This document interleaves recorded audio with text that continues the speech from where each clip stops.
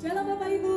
Shalom. Pada pagi yang indah ini kita berkumpul lagi di tempat ini. Amin. Amin. Kita tahu bahwa kita punya Tuhan yang baik, Tuhan yang menyelamatkan hidup kita, Tuhan yang menjadi sumber kekuatan dalam hidup kita. Mari kita siapkan hati kita akan berdoa. Terima kasih Tuhan, pada pagi hari ini kami percaya Kau hadir di tengah-tengah kami. Kau ingin menyatakan isi hati-Mu di tengah-tengah kami ya Tuhan. Mari Kau berfirman di tengah-tengah kami. Nyatakan kehendak-Mu yang sempurna bagi setiap kami. Kami siap ya Tuhan mendengarkan isi hati-Mu. Kami siap mendengarkan suara-Mu ya Tuhan. Biarlah hadirat-Mu, kehadiran-Mu pada pagi hari ini melingkupi setiap kami. Terima kasih Tuhan. Haleluya.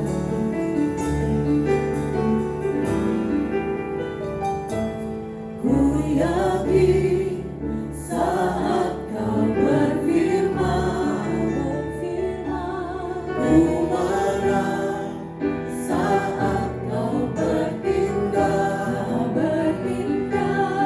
hidupku hanya ditentukan oleh perkataanmu.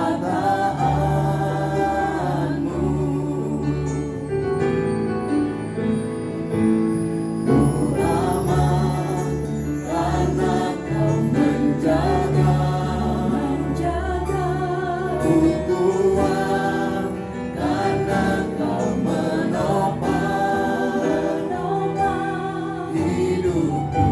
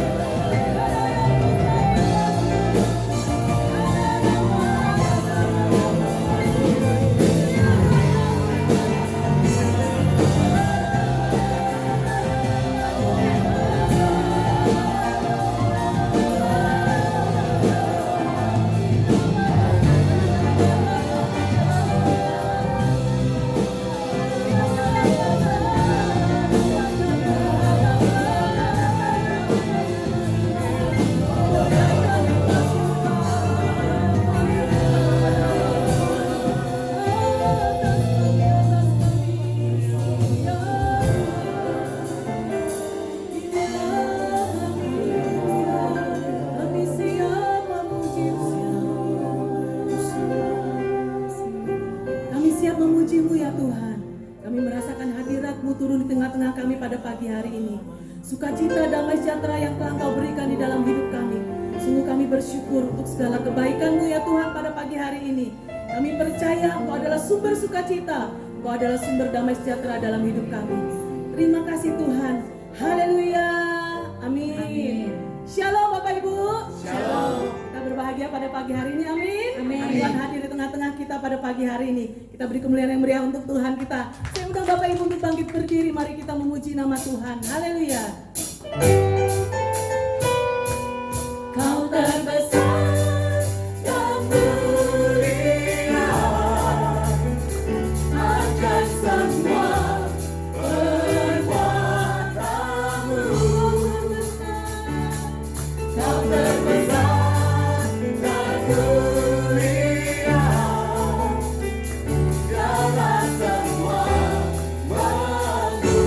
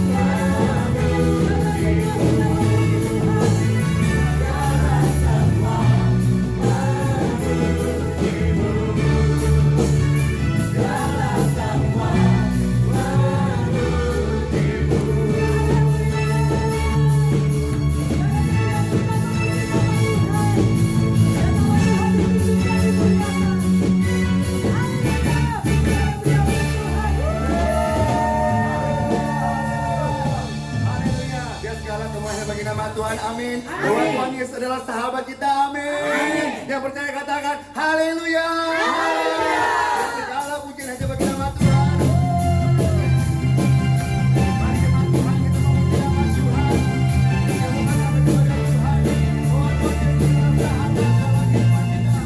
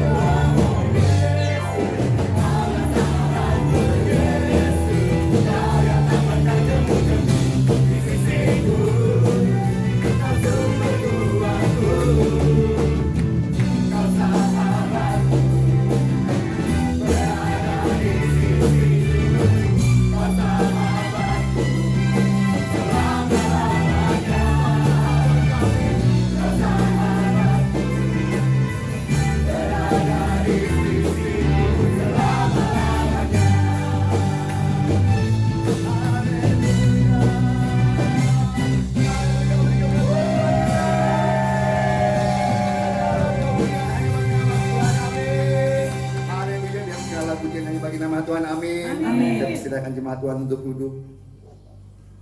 Tuhan Yesus adalah sahabat dalam kehidupan kita. Dia yang memberikan kekuatan dalam kehidupan kita. Mari jemaat Tuhan pagi hari ini kita mau datang dalam hadirat Tuhan. Mari kita satukan hati, kita berdoa kepada Tuhan.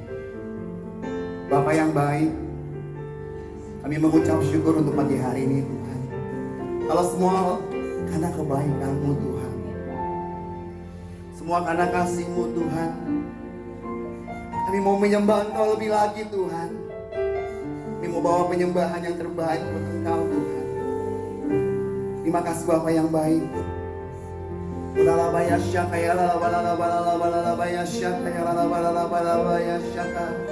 Kami mau masuk dalam hadirat-Mu lebih dalam lagi Tuhan. Oh haleluya. Kami bawa penyembahan kami. Oh haleluya. Di dalam Engkau ada kekuatan. Kami percaya pada Engkau Tuhan pagi hari ini Tuhan. Kami mau menyembah Engkau Tuhan.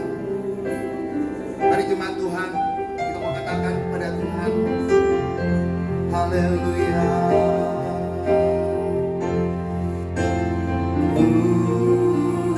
Sembah Kau dalam roh dan kebenaran.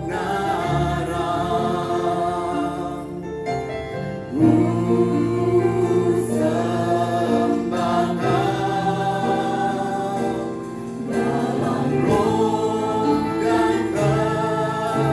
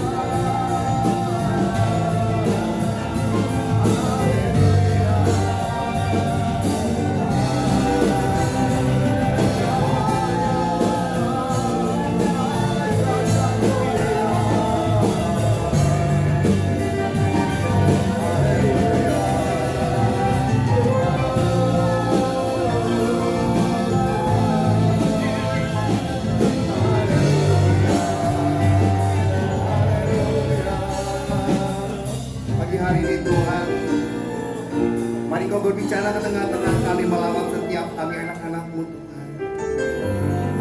Kau yang memulihkan, Kau yang menguatkan setiap kami Tuhan. Kami percaya Tuhan, Kau menjadikan setiap kami berharga di mata-Mu Tuhan.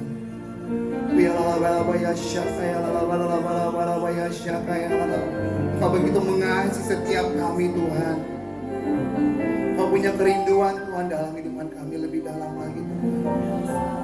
Kami mau katakan Tuhan, dari hati kami Tuhan, mari penuhi setiap kami anak-anak-Mu dengan Roh-Mu Tuhan.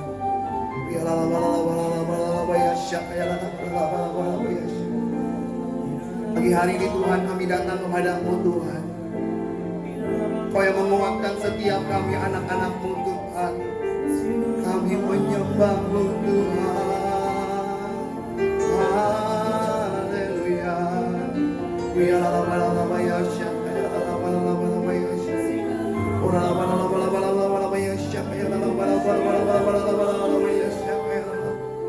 yang hadir untuk memenuhi setiap kami anak-anak-Mu Tuhan. Mari pagi hari ini angkat tangan-Mu kepada Tuhan. Tengahkan tangan-Mu kepada Tuhan. Mari kita menyembah Tuhan. Biar pagi hari ini kau mengalami kelepasan.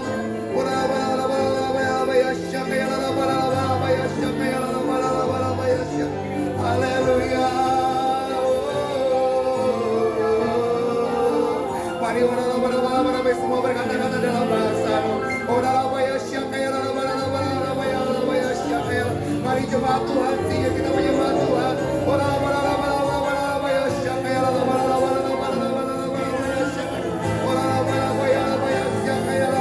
Engkau yang tahu Tuhan setiap pergumulan isi hati kami Tuhan.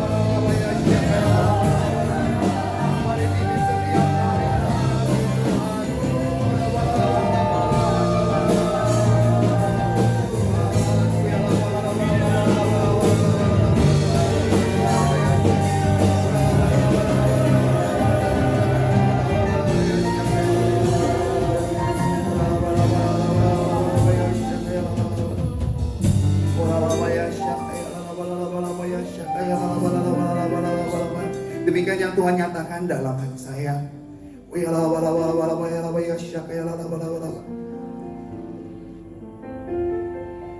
Jangan kau menjadi putus asa anak-anakku. Tuhan ingatin saya bahwa ada jemaat Tuhan yang putus asa.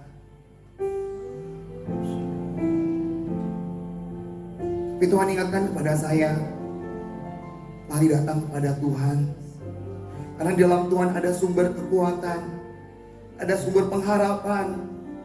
Kakimu tidak akan goyah, kau tidak akan menjadi lemah, kau tidak akan menjadi lesu. Mari datang kepada Tuhan. Pandang kepada Tuhan, jangan pandang keadaanmu. Pandang kepada Tuhan, pandang kepada tujuan hidupmu. Di dalam Tuhan ada kekuatan, ada kemenangan.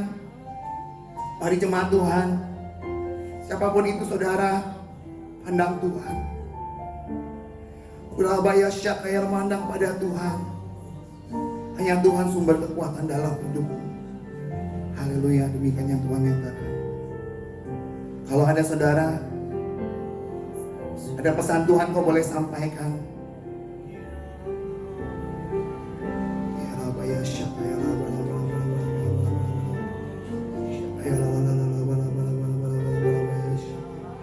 haleluya. Kami mau katakan kepada Engkau Tuhan, Kau Allah yang besar.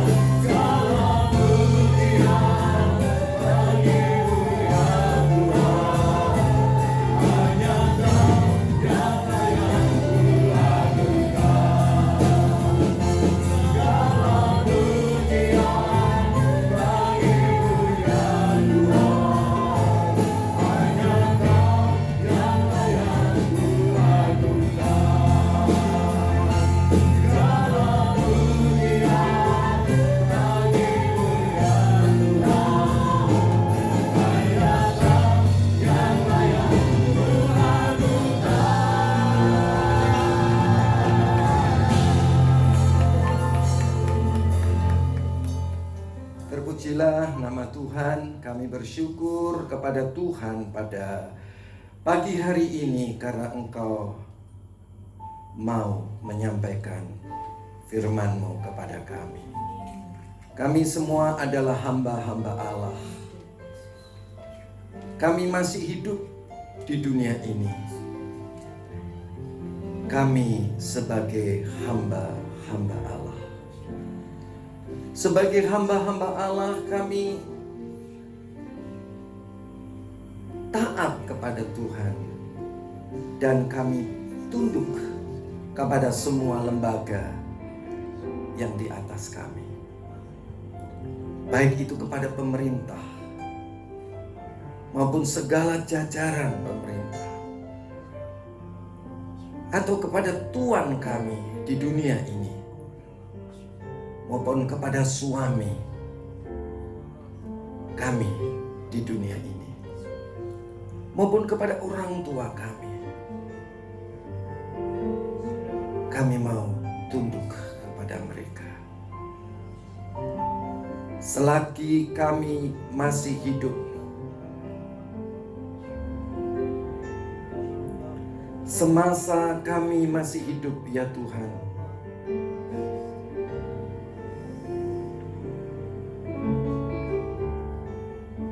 kami mati bagi kepentingan diri kami.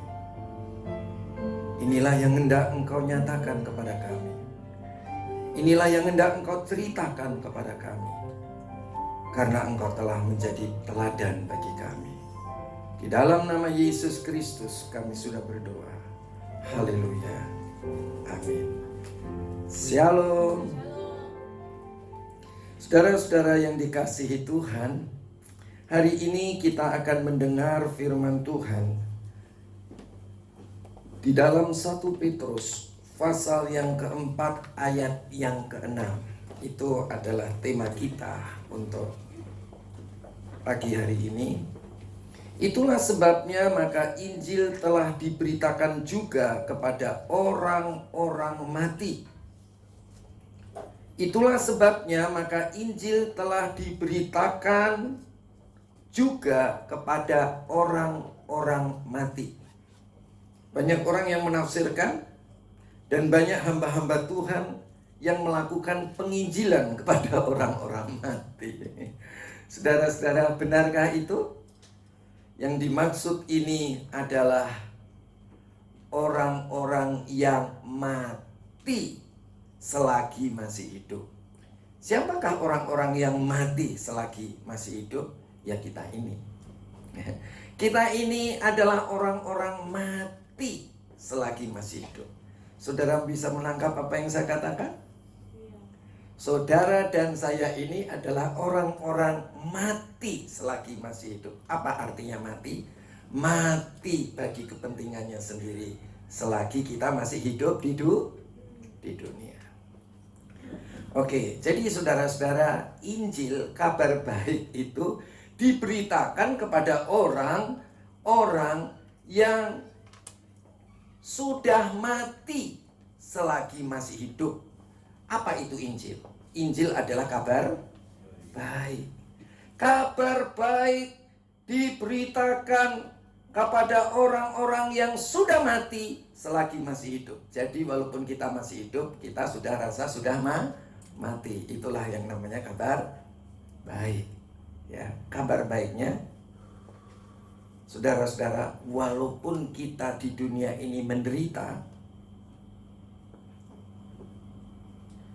walaupun di dunia ini kita dihakimi secara tubuh badani, tetapi oleh roh kita yang sudah dilahirkan baru, yang sudah didiami oleh Roh Kudus, kita dapat hidup menurut kehendak Allah.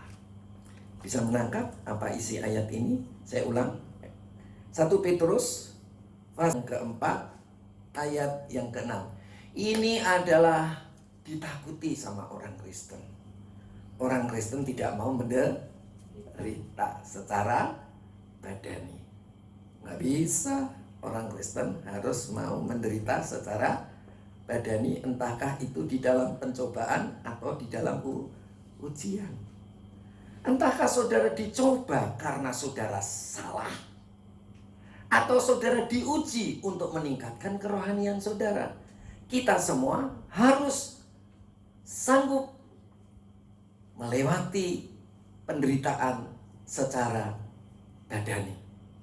Ingat, orang-orang Kristen sejati adalah orang yang melewati penderitaan secara badani, tetapi masih bisa taat kepada siapa? Tuhan secara roh. Roh kita tetap taat kepada Tuhan, walaupun tubuh kita dalam penderitaan. Wah, keren ya saudara ya. Ini hebat. Orang dunia mengatakan mata ganti mata, gigi ganti gigi. Ya saudara-saudara, tapi orang Kristen, kalau engkau ditampar pipi kananmu, belilah pipi kiri. Kalau engkau diminta jubah bajumu, berikanlah jubahmu. Kalau engkau suruh berjalan 1 mil, berjalanlah 2 mil. Itu adalah penderitaan secara badani. Tetapi secara roh, kita tetap taat kepada Tuhan. Roh kita yang sudah dilahirkan kembali, roh kita yang sudah didiami oleh roh Allah, roh kemuliaan, menyanggupkan kita tetap hidup di dalam kebenaran. Nah, mari kita bedah sekarang ayat ini. Saudara-saudara, saya mau ajak saudara untuk melihat di dalam 1 Petrus pasal 1 ayat yang ke-6. Jadi orang Kristen itu harus mau menderita tetapi tetap taat kepada Tuhan. Ya. Orang Kristen itu harus rela menderita, mati bagi kepentingannya sendiri dan hidup untuk Tuhan. Ayat yang ke-6, kita harus cepat. Bergembiralah akan hal itu, sekalipun sekarang ini kamu seketika harus berduka cita oleh berbagai-bagai pencobaan. Ya. Kita disuruh apa saudara? Berbahagia ketika kita mengalami pencobaan. Pencobaan itu apa? Pencobaan itu hasil perbuatan kita yang salah, kita dididik Tuhan. Melalui kegagalan di dalam sekolah, kuliah, pekerjaan, keluarga. Karena gara-gara kita salah, kita masuk penjara,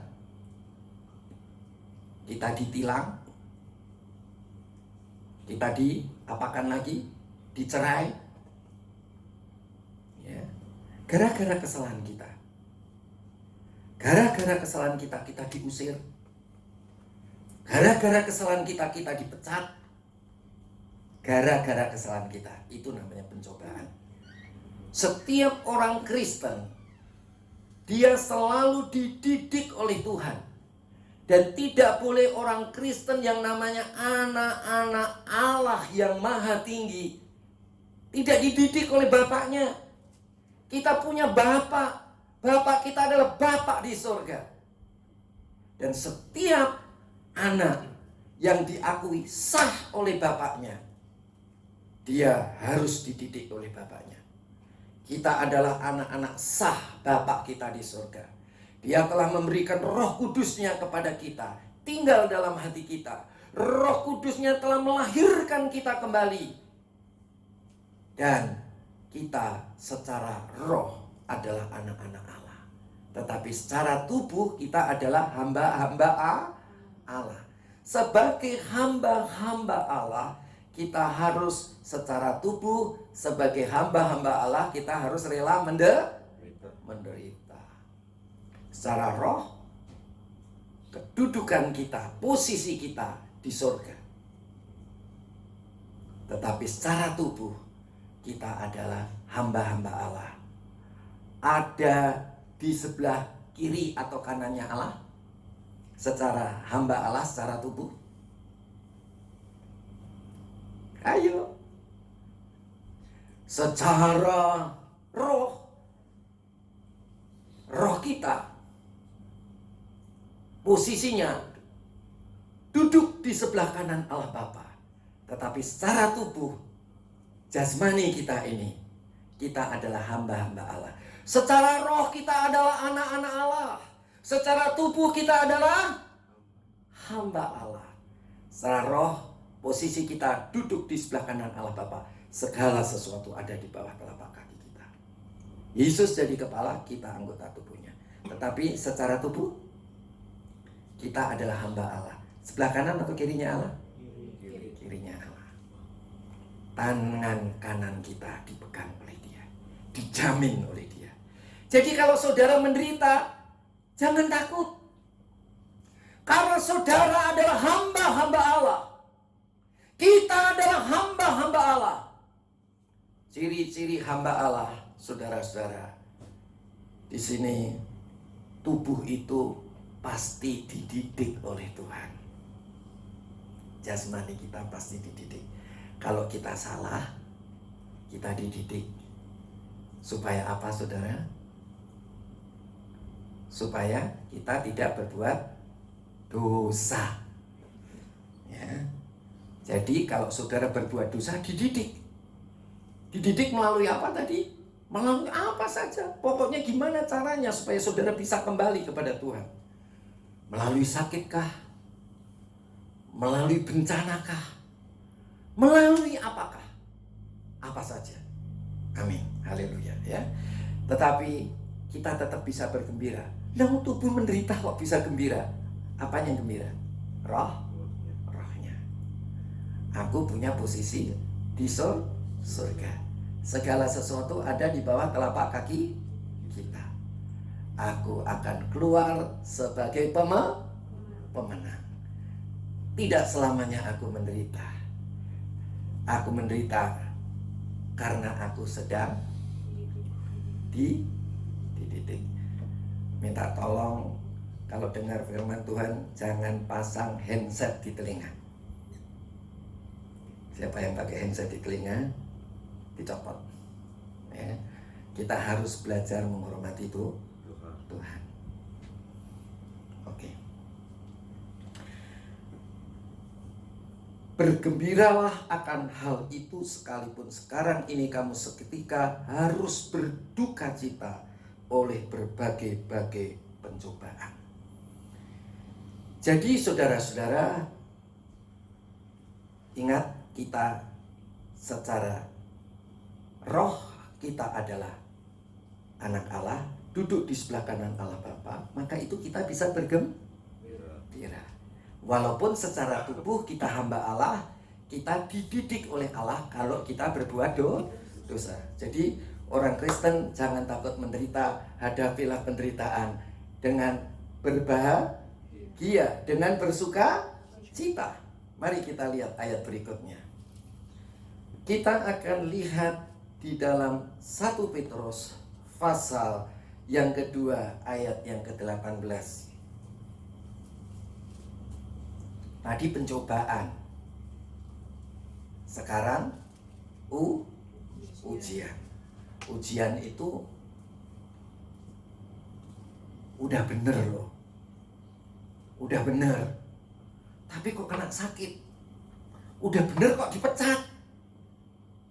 Udah bener ini. Kok rumah tangganya berantakan.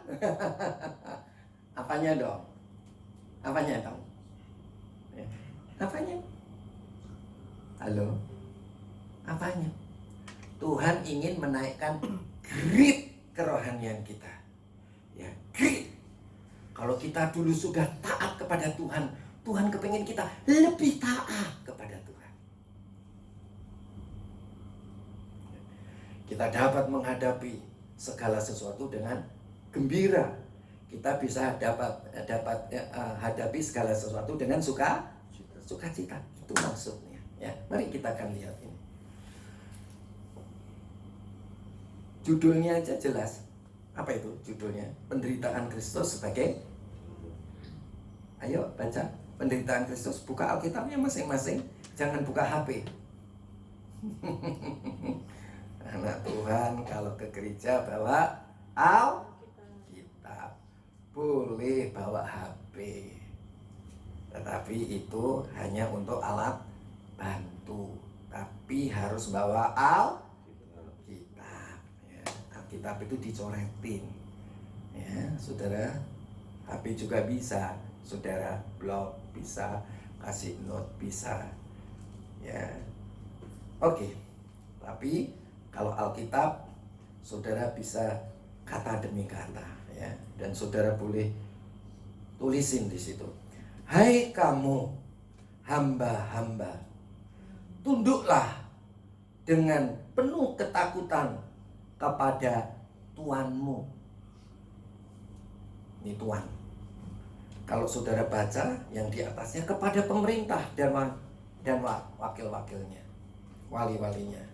Kalau saudara baca di bawahnya perikopnya lagi, tunduklah kepada suamimu. Ya.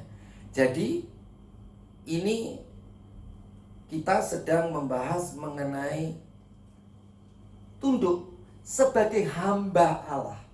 Secara tubuh kita harus tunduk kepada otoritas yang di atas kita. Siapapun itu, pemerintah. Kepada apa lagi, saudara? Kepada apa lagi? Tuan, di tempat kita kerja, di tempat kita sekolah, kuliah. Saudara-saudara, di mana lagi, saudara? Sama suami. Kita harus tunduk, karena suami adalah otoritas di atas kita. Jadi walaupun kita sebagai anak Allah, roh kita punya posisi di surga.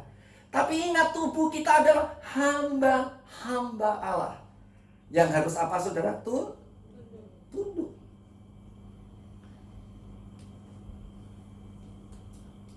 Coba saya ajak saudara melihat, kita ini hamba Allah.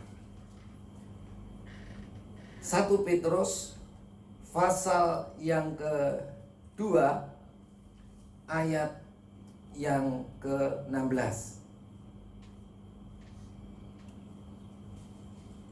Hiduplah sebagai orang merdeka dan bukan seperti mereka yang menyalahgunakan kemerdekaan itu untuk menyelubungi kejahatan-kejahatan mereka. Tetapi hiduplah sebagai hamba. Ayo saut saya, hamba. Saudara dan saya ini hamba Allah. Yesus ketika dia masih jadi manusia, rohnya adalah roh Allah, roh oknum kedua, yaitu Allah Putra. Tetapi dia menanggalkan kealahannya. Dia bergantung 100% kepada Roh Kudus. Dan waktu dia belum mati dan bangkit dan naik ke surga, belum dimuliakan naik ke surga, sebagai manusia, dia adalah hamba Allah. Tubuhnya hamba Allah. Lihat, Yesus sebagai hamba Allah betul-betul tunduk kepada pemerintah yang di atasnya. Pernah dipancing di mana, saudara? Apakah kami perlu membayar pajak? Apa yang dikatakan Tuhan Yesus? Coba lihat. Apa yang di tanganmu? Uang, logam. Gambar siapakah itu? Kaisar. Berilah kepada kaisar yang kaisar punya, tapi berikanlah kepada Tuhan apa yang Tuhan punya. Yesus ketika menjadi hamba Allah, tubuhnya sebagai hamba Allah, dia tunduk 100%. Coba lihat. Ketika Yesus masih berumur 12 tahun, dia pergi ke Bait Allah. Dia nggak ikut papa mamanya pulang. Dia tinggal di mana? Bait Allah. Waktu di Bait Allah dibilang apa, saudara-saudara? Waktu di Bait Allah, ayo nak pulang. Kenapa kamu di sini? Apa yang dibilang Tuhan Yesus? Aku sedang mengerjakan pekerjaan Bapakku. Bapaknya yang di mana? Di surga. Tapi karena dia masih menjadi manusia, hidupnya masih bergantung pada Roh Kudus, tubuhnya masih tubuh manusia, dia adalah hamba Allah. Pulang apa enggak pulang? Pulang. Pulang. Jadi kita walaupun kita anak-anak Allah yang maha tinggi, kalau diomongin orang tua jangan bantah. Harus tunduk. Ya. Walaupun saudara adalah seorang istri yang punya posisi di surga secara roh, tetapi secara tubuh kita harus mukanya cemberut enggak? Enggak. Kenapa enggak cemberut? Karena punya posisi di surga. Entar juga suamiku bertobat. Ya. Tapi memberi sikap yang hormat, tunduk. Nah, itulah saudara-saudara. Jangan saudara sudah menjadi anak Allah maha tinggi, tapi saudara ngelawan suami, ngelawan orang tua, ngelawan tuan-tuan saudara di mana saudara kerja. Ngelawan siapa lagi? Pemerintah. Wow, hamba-hamba Allah kok melawan pemerintah. Tapi hamba-hamba Allah itu harus tunduk. Ini yang firman Tuhan katakan. Mari kita kembali ke tadi. Hai kamu hamba-hamba, tunduklah dengan penuh ketakutan kepada Tuanmu, bukan saja kepada yang baik dan peramah. Kalau tunduk sama baik dan peramah aja kadang-kadang nggak mau kita, ya kan? Bukan saja kepada yang baik dan peramah, tetapi juga kepada yang ya. Amin saudara. Ya. Jadi kita tunduk, tapi kita taat kepada Tuhan. Jadi gimana caranya? Kalau saudara, pekerjaan saudara itu menghalangi pelayanan saudara, saudara mesti doa sama Tuhan. Gimana caranya Tuhan, Engkau kasih kerjaan saya supaya saya bisa pelayanan tanpa mengganggu pekerjaan. Iya betul kan? Nah, ya. Itu namanya tunduk. Jangan lawan, tapi tunduk. Tunduk kepada Tuhan kita, baik yang baik dan peramah maupun yang bengis. Ya. Selama saya kerja, saya nggak pernah ngelawan sama atasan saya. Ya. Saya 2 kali kerja. Ya. Yang pertama 7 tahun, yang kedua 24 tahun. Saya tidak pernah melawan. Dan itu adalah hamba Allah. Ya. Jangan kita melawan. Jadi saudara-saudara, kalau saudara sebagai anak Tuhan secara roh, hamba Tuhan secara tubuh jasmani, kalau saudara ditindas, itu namanya kasih karunia. Jadi kalau saudara itu ditindas, menderita, itu namanya penderitaan, itu kasih karunia untuk saudara. Ya, hadiah Tuhan untukmu. Untuk apa? Kalau saudara dalam pencobaan karena salah, saudara supaya jadi benar. Itu kan namanya dididik ya, supaya jadi benar. Tapi kalau kamu benar, tetap mendapat ujian, makin naik grade saudara, kedisiplinan saudara. Udah lulus kelas 1 kok diuji lagi untuk naik kelas berapa? Sudah kelas 2 kok diuji lagi naik kelas? Nah itu maksudnya ya. Jadi saudara-saudara, jangan saudara melawan kepada siapapun yang di atas saudara. Kalau saudara itu menderita, karena itu kasih karunia untuk saudara.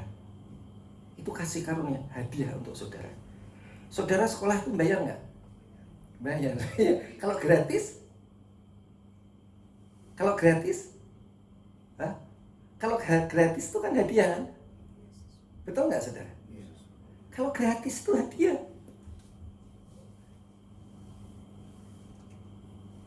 Ini banyak orang Kristen yang nggak ngerti, ya kan? Pemerintah di demo, ya, pemerintah dikutuk, nggak boleh, ya, nggak boleh. Kita tidak boleh mengutuk pemerintah, tetapi kita harus memberkati pemerintah. Ya.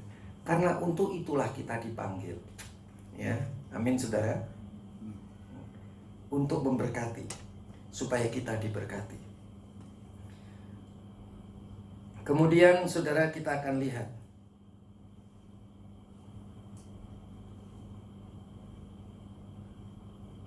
sebab adalah ayat 19, sebab adalah kasih karunia jika seorang karena sadar akan kehendak Allah, ngerti, saya ini lagi disekolahin Tuhan, menanggung penderitaan, harus belajar yang tidak harus ia tanggung, ya.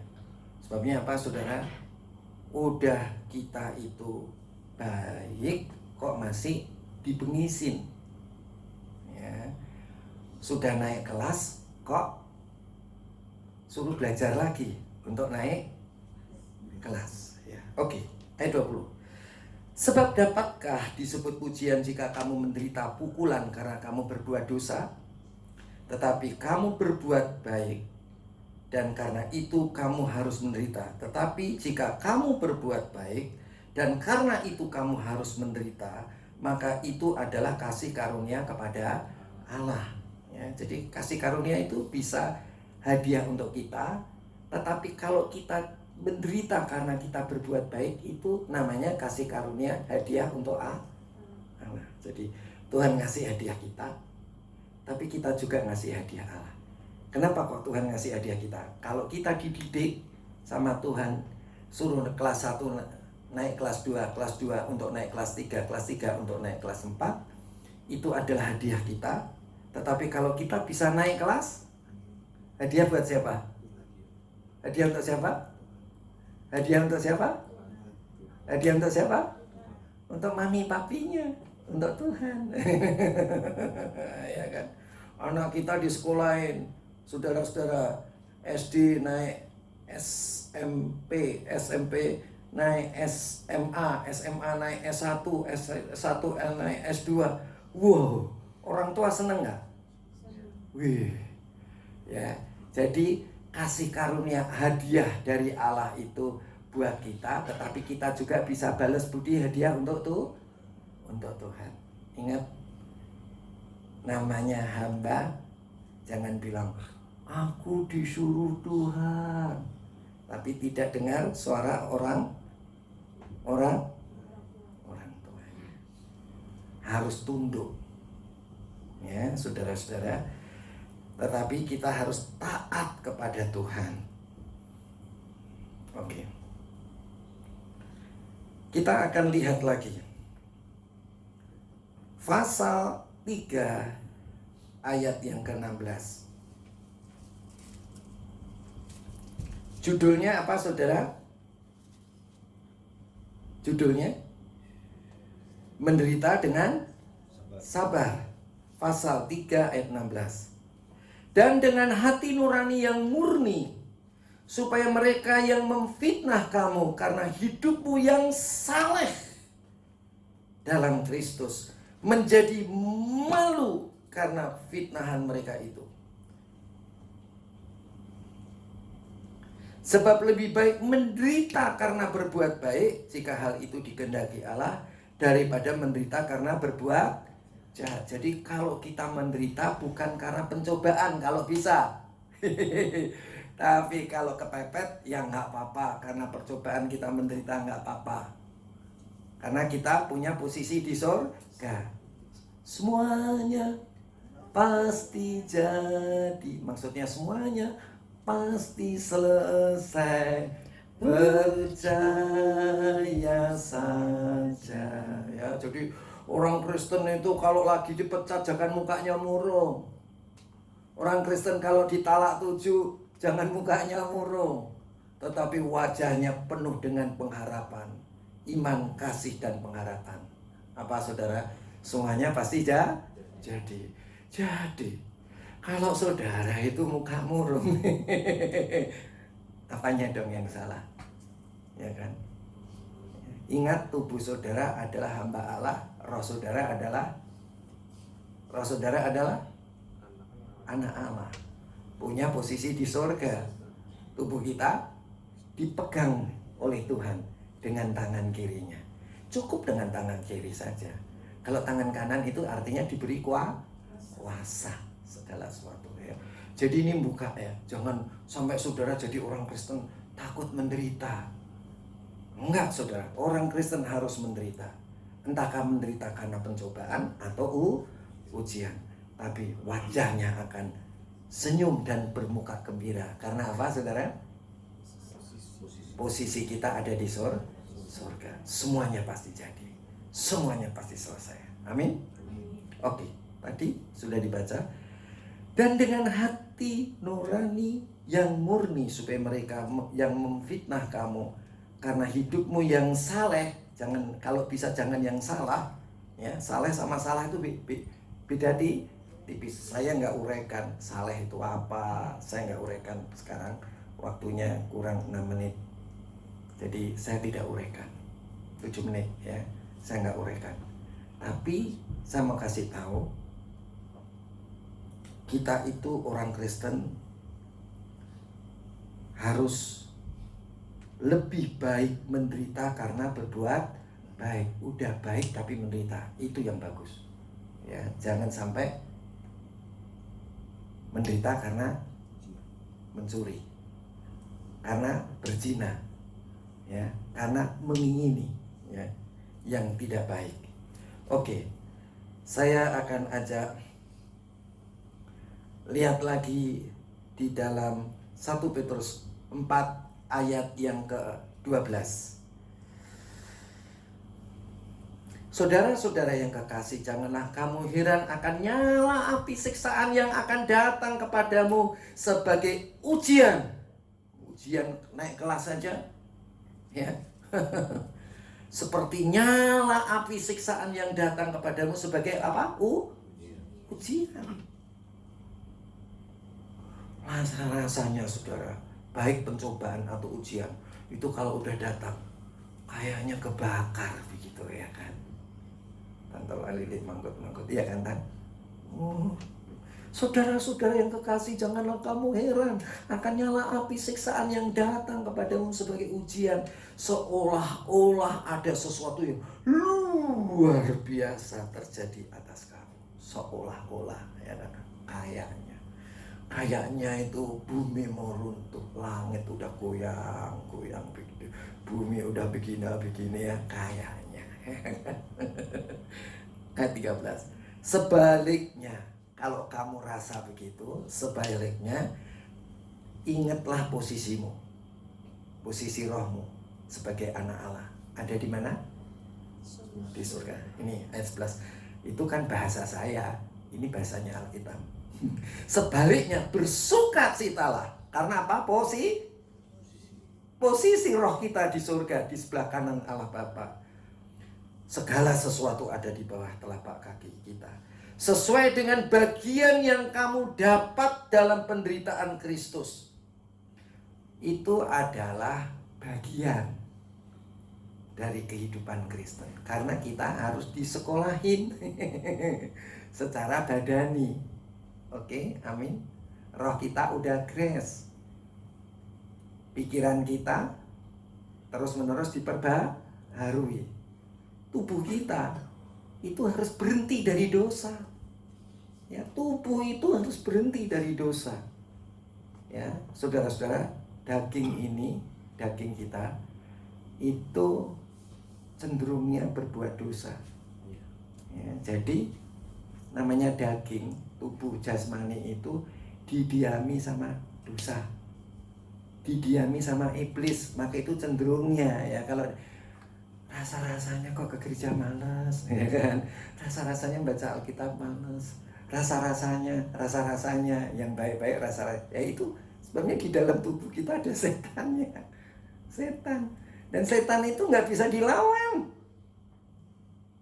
Kalau saudara lawan, dia tambah bangkit.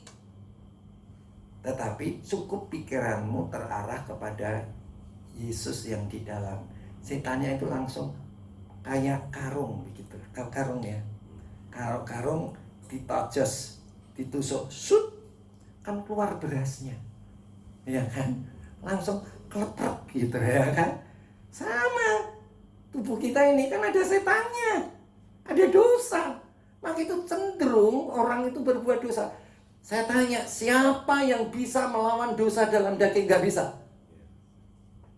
Tuh, mau pendito, mau pendikti, siapa aja gak bisa. Mau gembala, mau gembili, gak bisa. Ya, pasti jatuh dalam dosa. Caranya gimana? Mesti ditusuk. Sampai kita ini seumpama karung beras, tusuk bagian bawahnya, cus, keluar itu berasnya, keluar itu setannya, karungnya kelempet, ya kan? Tahu ya saudara? Ya, gitu. Jadi tusuknya gimana? Jangan dilawan, dilawan. Saya nggak mau bikin dosa, saya nggak mau bikin dosa, saya mau bikin jatuh dosa, ya kan? Ya apa nggak ya? Iya. Jadi gimana ngelawannya? Saudara, pikirin aja apa yang ada di dalam rohmu. Ya, roh kudus yang ada di dalam rohmu. Dia pimpin kemana, kamu kemana. Dia pimpin kemana, kamu kemana. Nah, caranya gimana?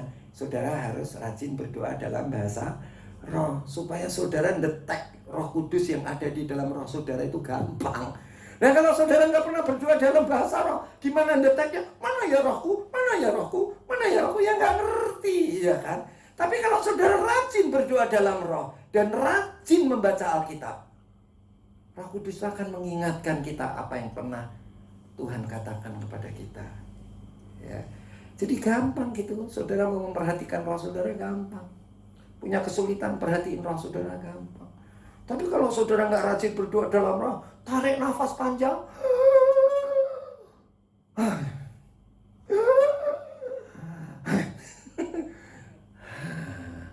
baru bisa tenang, ya kan?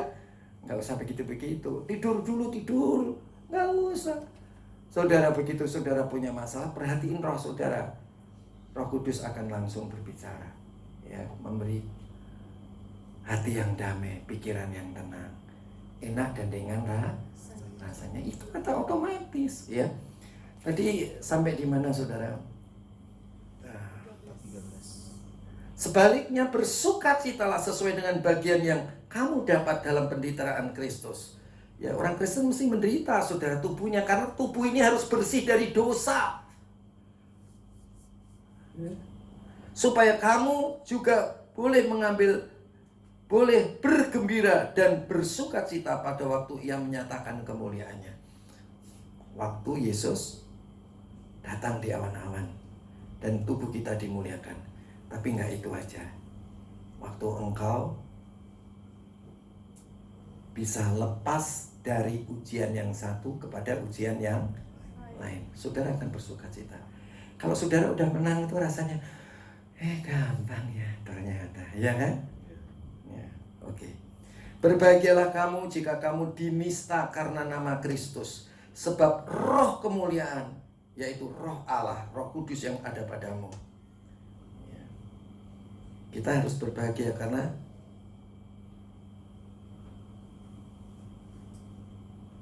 ada roh kudus di dalam kita. Ya. Walaupun apa saudara, kita dinista, tubuh kita menderita, tapi kita ini berbahagia karena apa? Ada roh Tuhan. Ya, jadi perhatikan roh Tuhan. Ayat 15, janganlah ada di antara kamu yang harus menderita sebagai pembunuh. Jangan. Atau pencuri. Jangan. Atau penjahat. Juga jangan. Atau pengacau. Apalagi. Ya, ayat 16. Tetapi jika ia menderita sebagai orang Kristen, maka janganlah ia malu, melainkan hendaklah ia memuliakan Allah dalam nama Kristus. Ayat 17, Karena sekarang telah tiba saatnya penghakiman dimulai daripada rumah Allah sendiri yang harus pertama-tama dihakimi.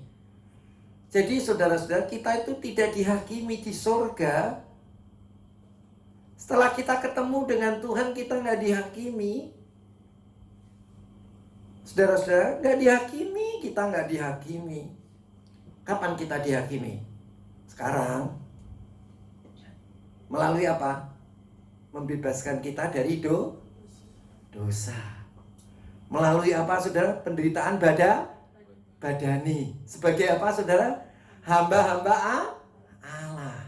Jadi saudara, jangan minta dihakimi nanti. Dihakimi nanti itu orang dunia, orang yang gak kenal Tuhan. Ya, tapi kita dihakimi sekarang. Mudah-mudahan lulus. Nggak lulus, ya lolos. Nggak lolos kemana? Ke surga. Oke. Ya, oke. Tetapi jika ia menderita sebagai orang Kristen, maka janganlah ia malu, melainkan hendaklah ia memuliakan Allah dalam Kristus, nama Kristus. Itu. Ayat 17, karena sekarang telah tiba saatnya penghakiman dimulai. Sekarang udah tiba saatnya penghakiman dimulai. Dan pada rumah Allah sendiri yang harus pertama-tama dihakimi. Ya saudara dan saya ini. Kapan? Ya sekarang ini. Kapan? Melalui dicerai. Di talak 7, kalau ada talak 7. Dipecat. Ya kan? Ditilang. Ya kan? Dipenjara. Ya itu. Ya itu tuh. Ya sekarang ini.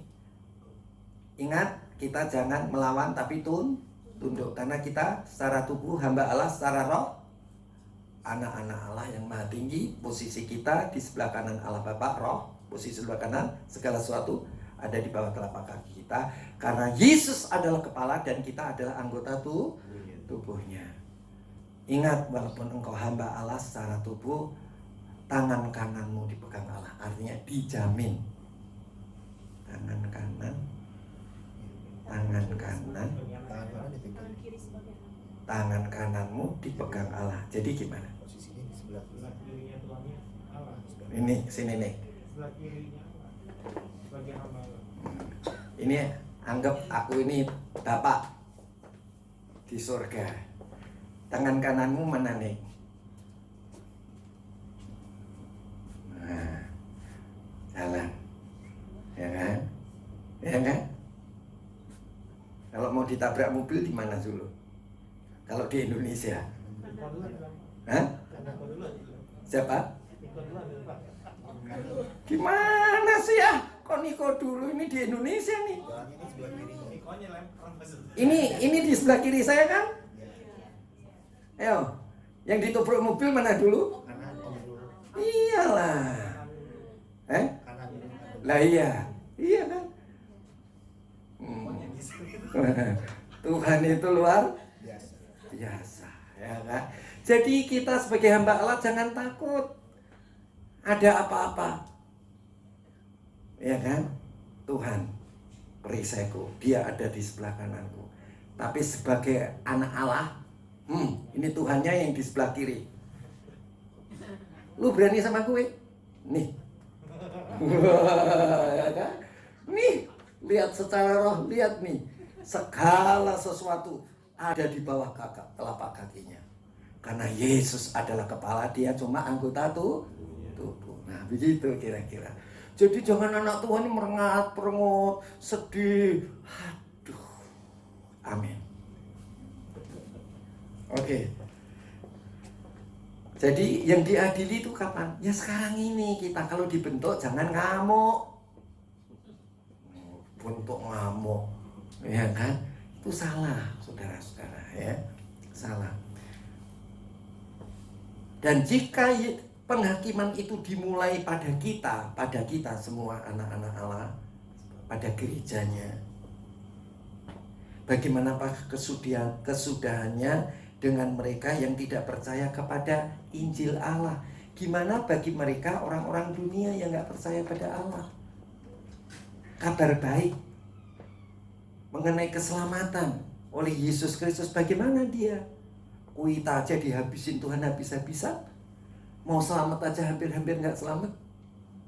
Ya kan? Bener gak? Mau selamat aja hampir-hampir nggak selamat kan? Iya. Ntar Om, jangan ngomong dulu Om. Ntar, saya belum tenang. Kalau udah tenang boleh ngomong, ya kan? Ya kan? Lanjutin Om. Ciao. Ya kan? Hampir-hampir nggak selamat. Ya kan? Ya kan? Ya kan? Kita anak-anak Tuhan aja hampir-hampir nggak selamat. Dididik hampir aja nggak mau. Ya kan? Nah, itu maksudnya. Ya. Oke. Terus ayat 18. Dan jika orang benar, kita anak-anak Tuhan aja hampir-hampir tidak diselamatkan, apakah yang akan terjadi dengan orang fasik dan orang berdosa, orang dunia, orang yang tidak percaya kepada kabar baik? Allah datang untuk mengampuni dosa kita, dan dia bangkit untuk membenarkan kita. Ayat 19. Karena itu baiklah juga mereka yang harus menderita karena kehendak Allah, harusnya gimana? Menyerahkan jiwanya dengan selalu berbuat baik. Ya. Nyerahin pikirannya lah sama Tuhan. Pikiranku bukan pikiranku lagi, tetapi adalah firman Tuhan. Dengan selalu tetap berbuat baik, ya, sebagai hamba Allah kepada pencipta yang setia. Jadi perbuatan baik kita bukan karena kita baik, tetapi perbuatan baik bukan juga untuk kita, bukan juga untuk orang lain. Perbuatan baik kita hanya untuk Tuhan. Ku persembahkan hidupku kepadamu Tuhan, untuk kemuliaan ku berikan hidup ini sebagai persembahan yang berkenan padamu.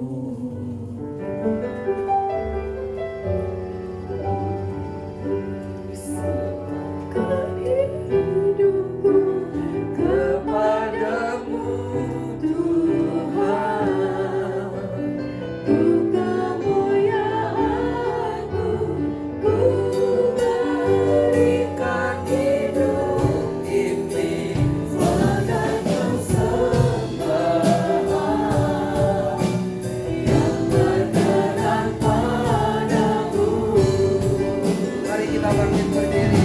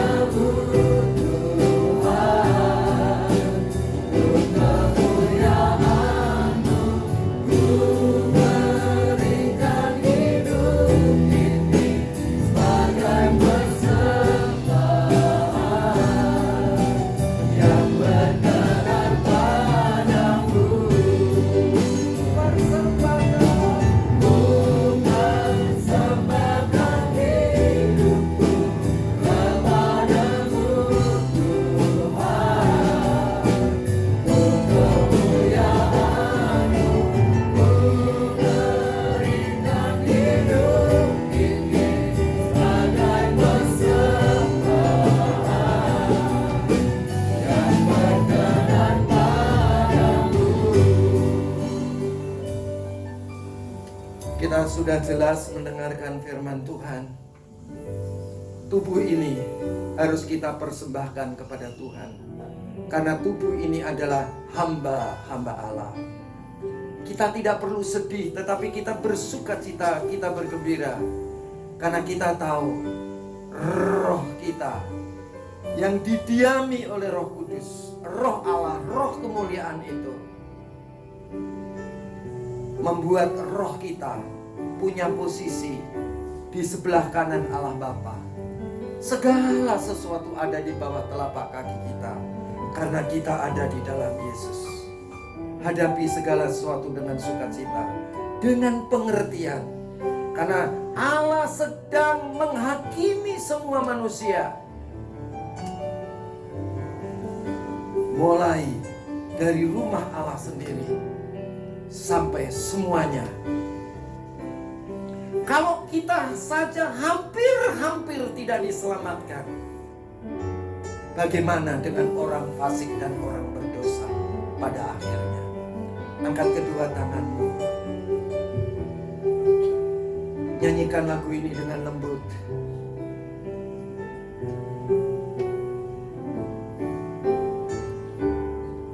Persembahkan hidupmu kepada Tuhan.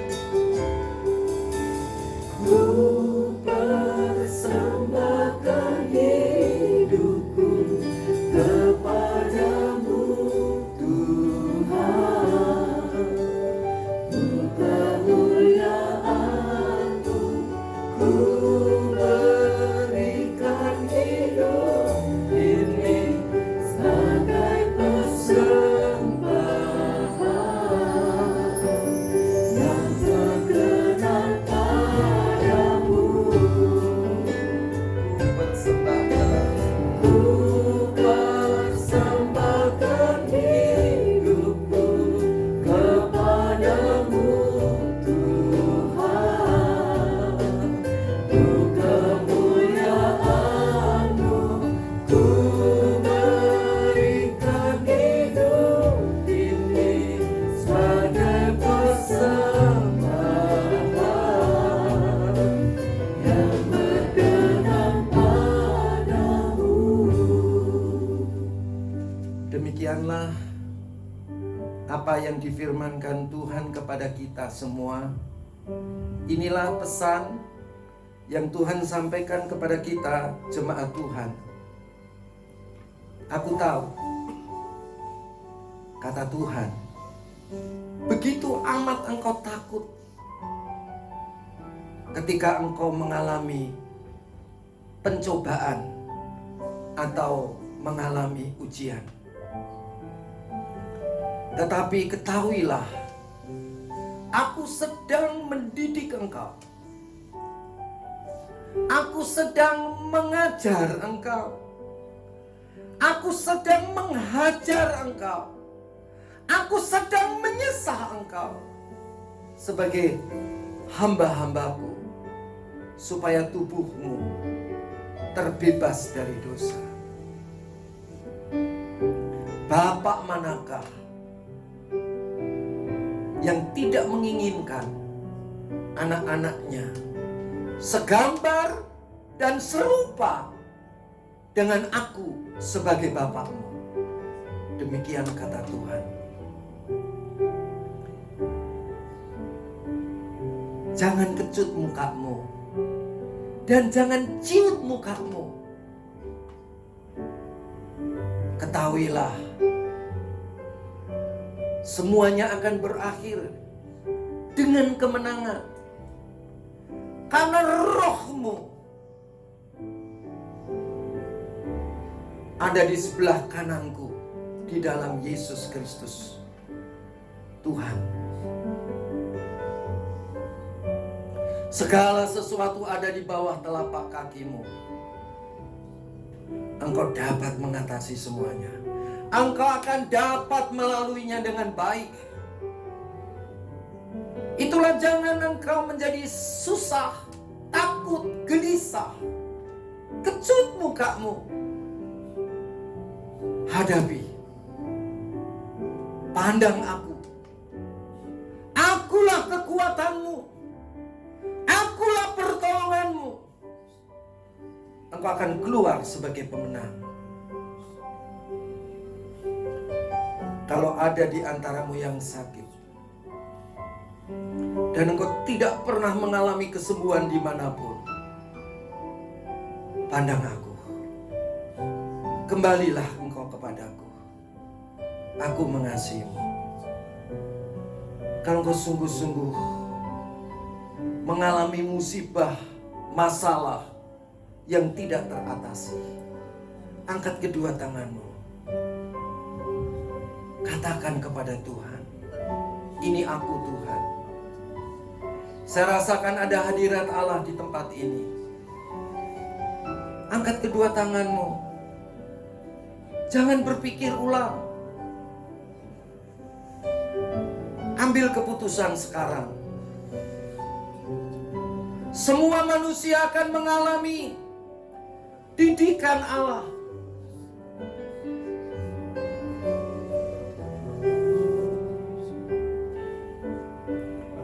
Karena Allah ingin supaya semua manusia kembali kepada Dia. Penghakiman telah dimulai dari kita. Kalau kita saja hampir tidak diselamatkan. Karena ketika Allah mendidik kita, kita menolak didikan Allah. Kembalilah kepada Dia. Angkat kedua tanganmu. Aku mau kembali kepadamu Tuhan. Tanganku terangkat untukmu Tuhan. Lihat ada hadirat Allah. Ketika engkau mengedangkan kedua tanganmu ke surga, ke atas, ke surga, urapan Allah sedang mengalir. Engkau merasakan urapan Allah turun melalui kedua tanganmu, kedua telapak tanganmu. Bahkan sekujur tubuhmu dari kepala sampai kepada kaki. Engkau boleh merasakan hadirat Allah. Oh rahasia, irahasu. Angkat kedua tanganmu. Terimalah kesembuhan. Terimalah pertolongan. Seiring engkau melepaskan segala dosa-dosamu.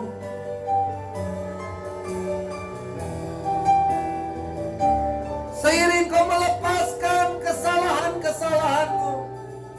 Dan engkau mengakui di hadapan Bapamu yang di surga. Dia menjamah engkau. Dia menyembuhkan engkau. Dalam tubuhmu. Di dalam keluargamu. Di dalam pekerjaanmu. Rahasia. Inarasande, Inarasande, Inaratande, Iralasande.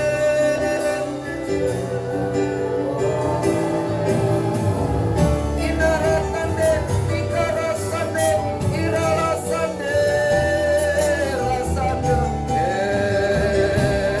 Rasande.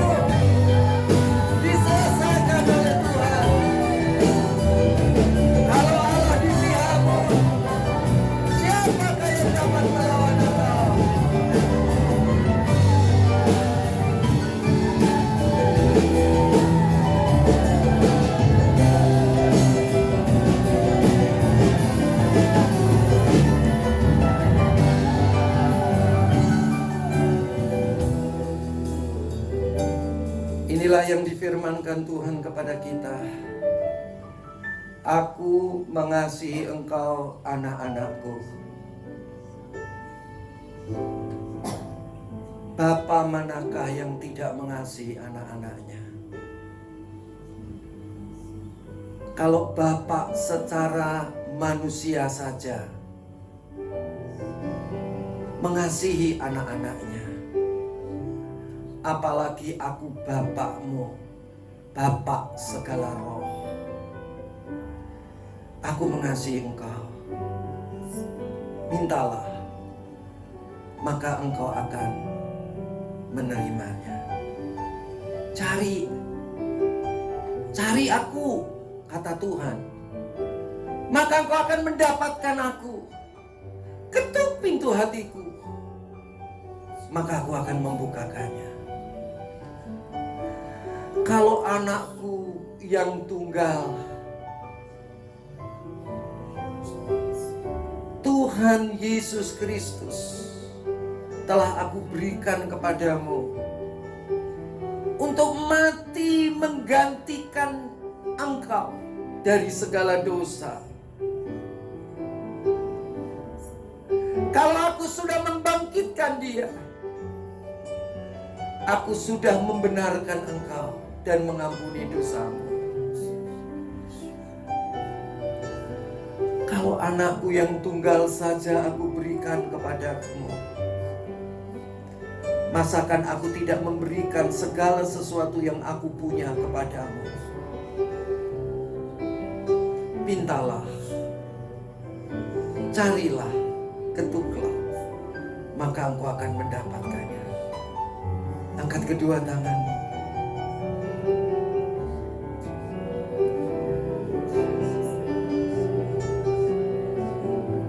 Ada kelapangan di tempat ini. Ada kelegaan di tempat ini. Ada terang di tempat ini. Ada sukacita di tempat ini. Ada damai sejahtera di tempat ini.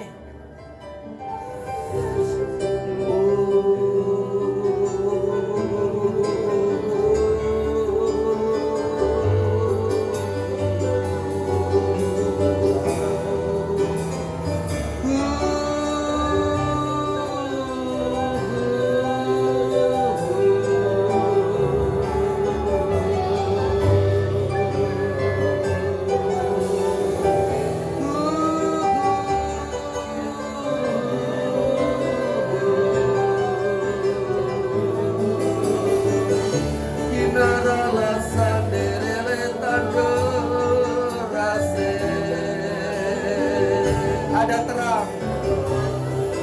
Ada terang di depanmu. Ada terang di masa depanmu.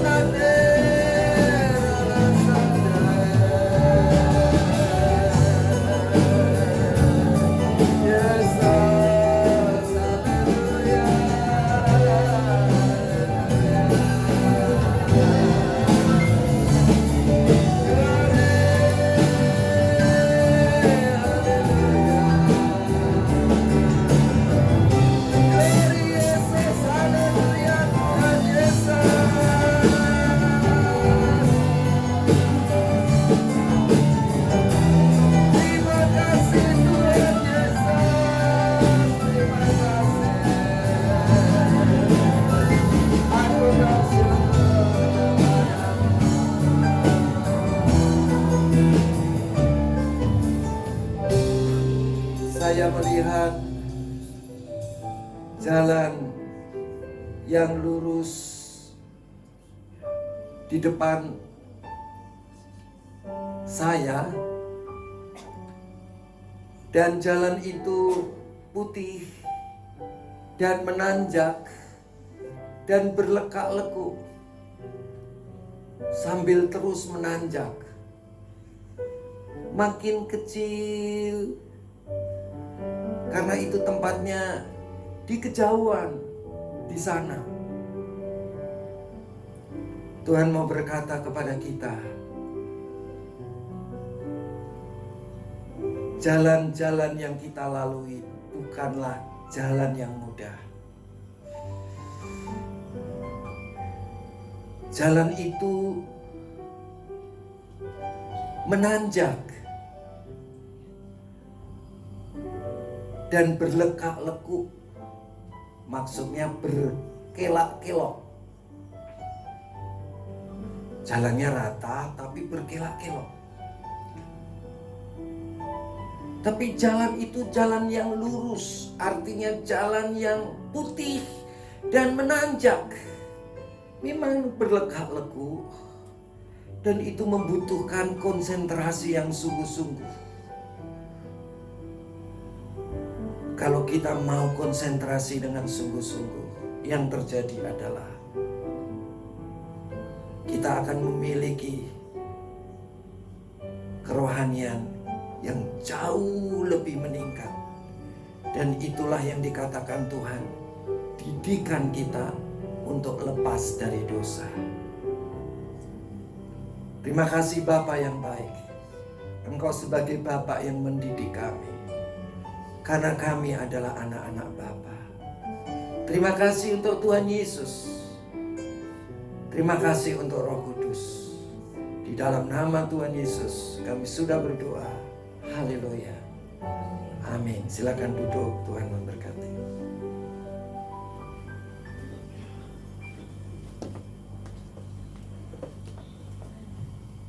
Sambil saya bacakan pengumuman, kantong persembahan dapat didengarkan. Kita akan memberikan persembahan 2 kali, kantong persembahan berwarna ungu untuk kas gereja dan kantong persembahan berwarna merah untuk kas pembangunan gereja.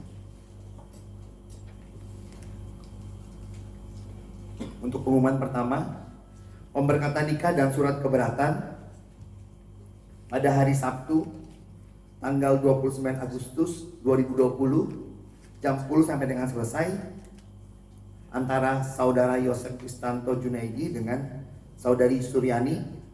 Jadi tempat ini akan ada pemberkatan nikah, saudara. Bagi saudara yang mendapati kedua calon mempelai hidup tidak sesuai dengan firman Tuhan, dapat mengajukan surat keberatan kepada gembala senior disertai dengan alasan yang jelas. Selanjutnya, pemberkatan nikah ini hanya dihadiri dalam kalangan terbatas sesuai dengan arahan pemerintah. Untuk pengumuman kedua, tempat ini ada kegiatan doa dimulai dari hari Senin sampai dengan Sabtu, dimulai dari doa pagi dari jam 4:30 pagi sampai 5:30 pagi, dan juga ada doa siang dari jam 12 siang sampai jam 1 siang, dan juga kita ada doa malam tempat ini dari jam 7 malam sampai jam 8 malam. Dan khusus untuk hari Sabtu malam kegiatan doa ditiadakan karena waktu yang ada digunakan untuk persiapan ibadah. Untuk selanjutnya saudara, mari kita gunakan fasilitas yang Tuhan sediakan supaya setiap kita boleh makin mengenal Tuhan, boleh mengalami Tuhan, boleh mengalami mujizat yang Tuhan sediakan untuk setiap kita anak-anak Tuhan. Amin saudara. Demikian pengumuman, kita akan mengakhiri pada pagi hari ini. Saya undang saudara untuk bangkit berdiri. Kita mengucap syukur kepada Tuhan. Kita mengatakan kepada Tuhan sembah dan puji. Mari angkat tanganmu kepada Tuhan. Katakan sembah dan puji. Sembah dan puji duri tatamu. Sembah dan puji duri tatamu. Sembah dan puji duri tatamu. Yesus Tuhan adalah Raja.